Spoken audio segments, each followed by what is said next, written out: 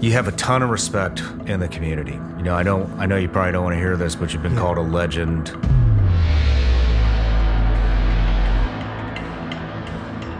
You're a very, very well-respected warrior, and a lot of people want to hear what you have to say.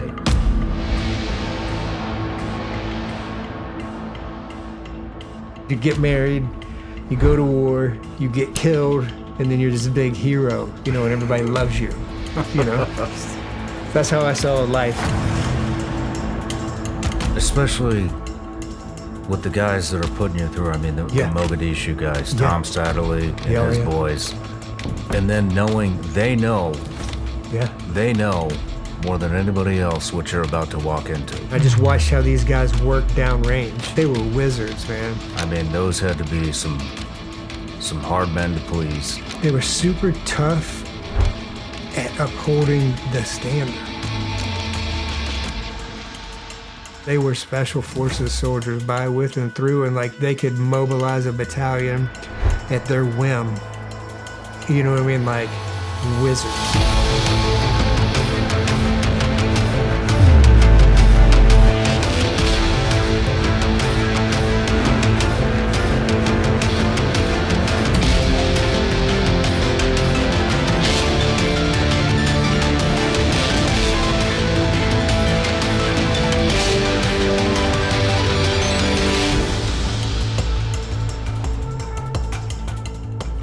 When did you finally enlist?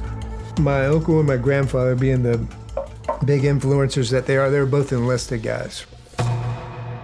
I was a mess, man. I was an angry, emotional mess, you know, already an alcoholic. What kind of emotions were going through you when you saw your first dead bodies? What kind of emotions were Did you see women? Did you see children? Yeah, I did. It was, I was pretty numb.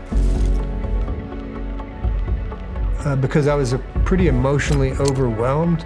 For one, I was hyping myself up to not be so afraid. On the military side of the house, man, I was on my way. All of that's excelling, but my personal life is coming apart. When you say your life was coming apart, how so?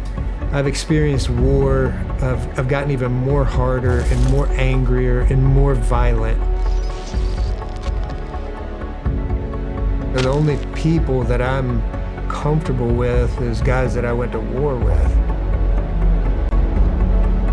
Just going downhill with no hope in sight. But I didn't know that there was another way. God.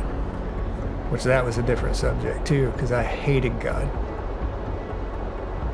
You hated God at the time? Hated God. All my life I'd been raised in the church, so I just could never connect with it. And that's not anything negative on church.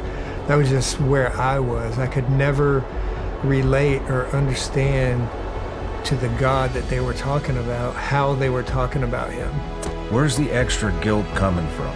The extra guilt is coming from, I ended up becoming the guy that I hated the most. I didn't know how I would be in combat sober.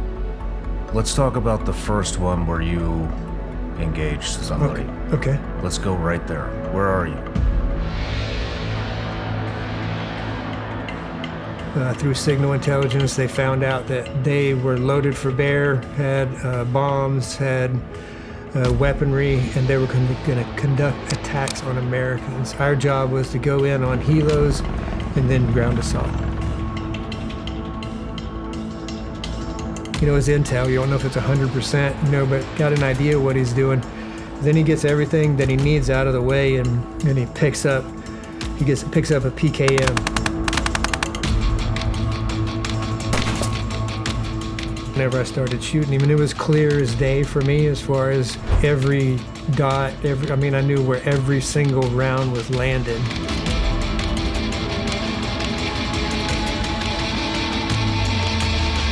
But that was the first time that, I had killed another human being, 100% sure of me right then at that time.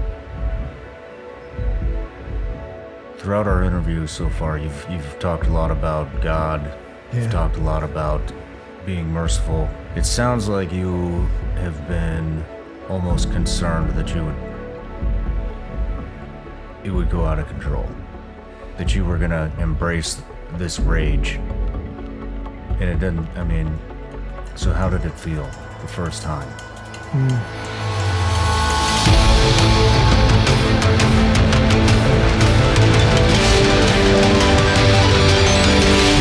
We're gonna jump around a little bit. Okay. Here. It's 12 deployments, Yeah. over 1,000 direct actions. We're not gonna be able to cover all that. No, we will not.